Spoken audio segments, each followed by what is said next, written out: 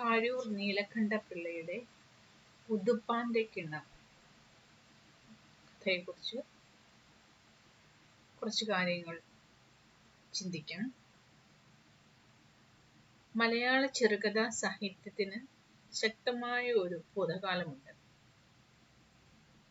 നവോത്ഥാന കാലഘട്ടം എന്ന് സാഹിത്യ ചരിത്രകാരന്മാർ രേഖപ്പെടുത്തിയ അതിൻ്റെ സ്രഷ്ടാക്കളിൽ പ്രഥമ ഗണനീയനാണ് കാരൂർ നീലകണ്ഠപിള്ള. തകഴി, എസ്.കെ. പൊറ്റക്കാട്, ബഷീർ, കേശവദേവ്, പൊൻകുന്നം വർക്കി, ഉറൂബ്, ലളിതാംബിക ആദ്യർജ്ജനം എന്നിവരുടെയൊക്കെ സമകാലികനും അവരോടൊപ്പം സാഹിത്യ ലോകത്ത്, അതായത് കഥാലോകത്ത് നിറഞ്ഞു നിന്ന കാരൂരിന്റെ രചനാശൈലി ഏറെ വ്യത്യസ്തമായിരുന്നു.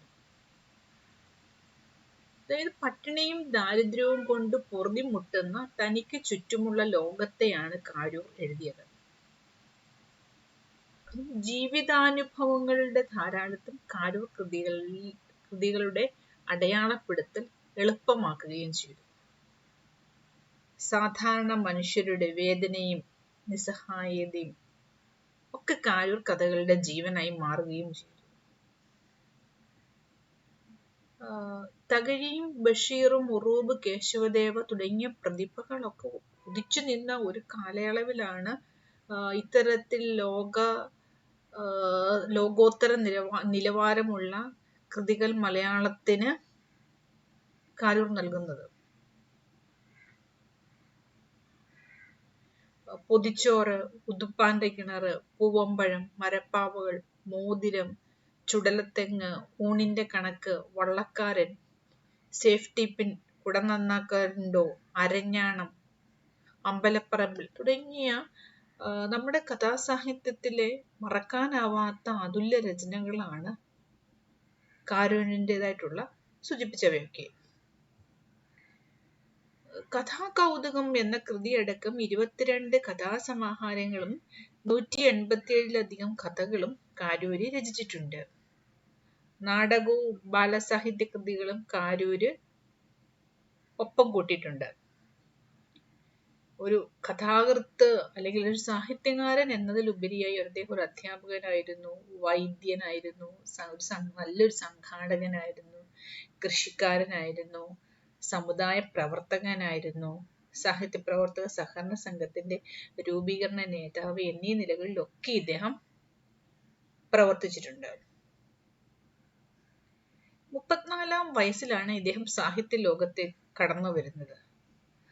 മാതൃഭൂമി ആഴ്ചപ്പതിപ്പിൽ ആദ്യമായി ഒരു കഥ പ്രസിദ്ധീകരിക്കുന്നു. അതാണ് ഭൃതൃവാത്സല്യം. പിന്നീട് പഞ്ചരത്നങ്ങൾ എന്ന പേരിൽ പുസ്തക രൂപത്തിൽ പ്രസിദ്ധീകരിക്കുമ്പോൾ കഥയുടെ പേര് അന്നത്തെ കൂലി എന്നാക്കി മാറ്റിയിട്ടുണ്ട്. ഈ ആദ്യ കഥയായി ഭൃതൃവാത്സല്യം 3 തവണ അച്ചടിക്കപ്പെട്ടിട്ടുണ്ട്.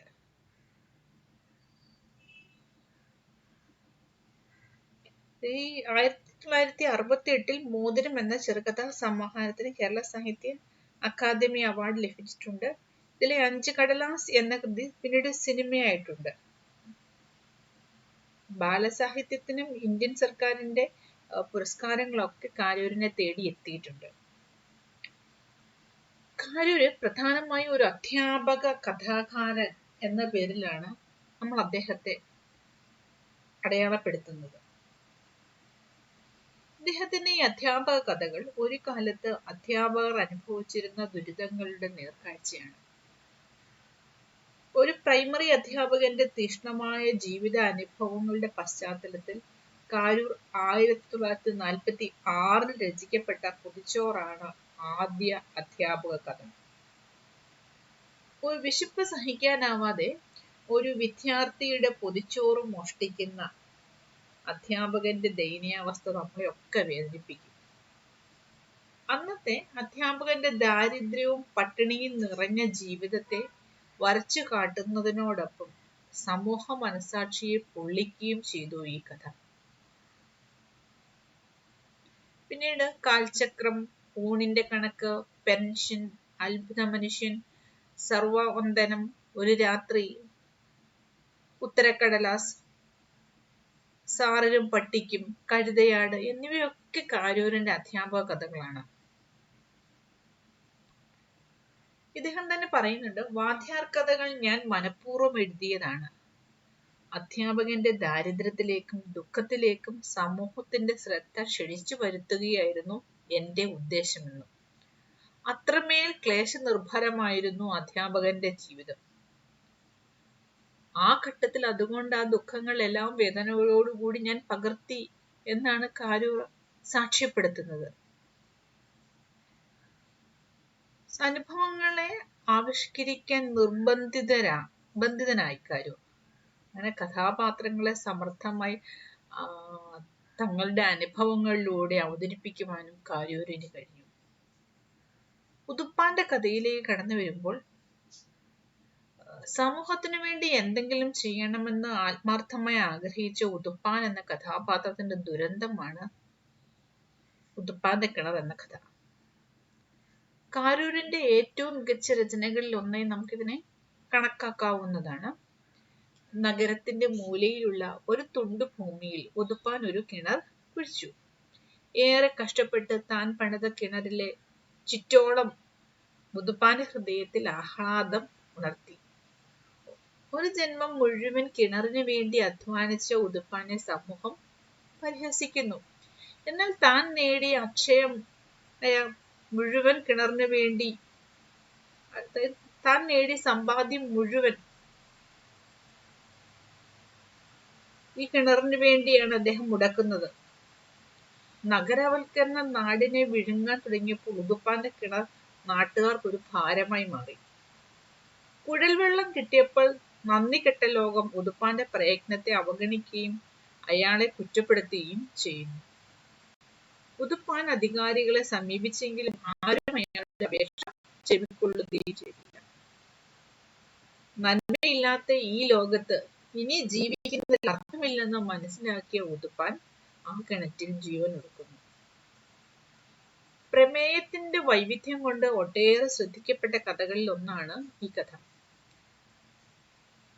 ധാർമ്മിക ജീവിതത്തിന്റെ ട്രാജഡി എന്നാണ് മഹാകവി ജി ശങ്കരക്കുറുപ്പ് ഈ കഥയെ വിശേഷിപ്പിക്കുന്നത്. അനുഭവ തീഷ്ണത, മിതത്വം, വേദനകൾക്കിടയിലും തെളിയുന്ന നർമ്മരസം ഇവയൊക്കെ കാരൂരിന്റെ കൃതികളുടെ പ്രധാന സവിശേഷതകളാണ്. മണ്ണിൽ വേരൂന്നിയ കഥകൾ എന്ന വിശേഷണം കാരൂർ കഥകൾക്ക് തികച്ചും യോജിച്ചതാണ്. കാരൂര് കഥ പറയുകയല്ല, അതായത് കാരൂർ കഥ എഴുതുകയല്ല, അദ്ദേഹം പറയുകയാണ് ചെയ്യുന്നതെന്നാണ് നിരൂപകരുടെ അഭിപ്രായം. ഭാവനാശാലിയാണെങ്കിലും അദ്ദേഹം ഒരിക്കലും യാഥാർത്ഥ്യത്തിൽ നിന്ന് അകന്നു പോകുന്നതായി നമുക്ക് വായനയിൽ തോന്നുന്നതേയില്ല. അനുഭവങ്ങളുടെ കരുത്താണ് കാരൂരിന്റെ കഥകളെ ഇത്ര കനമുള്ളതാക്കി തീർക്കുന്നത്. ജീവിതത്തിന്റെ കടലല്ല, കലങ്ങിയ കടലാണ് ഇദ്ദേഹത്തിന്റെ രചനയുടെ മഷിപ്പാത്രമായി മാറുന്നത്. സാധാരണക്കാരന്റെ ജീവിതം വരച്ചു കാട്ടുമ്പോഴും സാധാരണക്കാരെ കഥാപാത്രമാക്കുമ്പോഴും ഒക്കെ അവരിലെ അസാധാരണമായ സവിശേഷതകളെ കണ്ടെത്തി ആവിഷ്കരിക്കുകയാണ് കാരൂർ ചെയ്യുന്നത്. സംഭവങ്ങളേക്കാൾ കഥാപാത്രങ്ങൾക്കാണ് അദ്ദേഹം പ്രാധാന്യം നൽകുന്നത്. മനുഷ്യ സ്നേഹത്തിന്റെ ഉദാത്ത ഭാവങ്ങൾ തന്റെ കഥകളിൽ അവതരിപ്പിച്ച കാരൂർ ഒരു പ്രത്യയ ശാസ്ത്രത്തോടും ചേർന്നു പോകുന്നതേ നമുക്ക് കാണാൻ കഴിയുന്നില്ല. ഇദ്ദേഹത്തിന്റെ കഥകളിൽ പുരോഗമന ആശയങ്ങൾ കാണാൻ കഴിയും. മാത്രമല്ല, കാരൂരിന്റെ കഥകൾ മിക്കവാറും എല്ലാം ധ്വനിപ്രധാനമാണ്. പ്രധാന കഥാംശത്തെ ഒന്നോ രണ്ടോ വാചകങ്ങൾ ഒതുക്കി നിർത്തുന്ന അദ്ദേഹത്തിന്റെ രീതി സാഹിത്യ വിമർശകന്മാർ ഏറെ പ്രശംസിച്ചിട്ടുമുണ്ട്.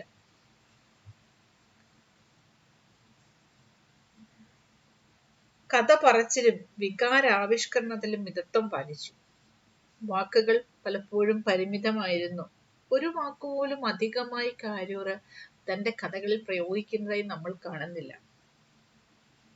ഇത്തരത്തിൽ കുറെ നിഷ്കർഷ പാലിച്ച എഴുത്തുകാരനായിരുന്നു കാരൂർ. ശക്തമായ വികാരങ്ങളെ പ്രകടിപ്പിക്കാതെ ഉള്ളിലൊതുക്കുന്ന കഥാപാത്രങ്ങളാണ് കാരൂർ രചനകളുടെ ഏറ്റവും പ്രധാനപ്പെട്ട സവിശേഷത എന്ന് മനസ്സിലാക്കാൻ സാധിക്കും.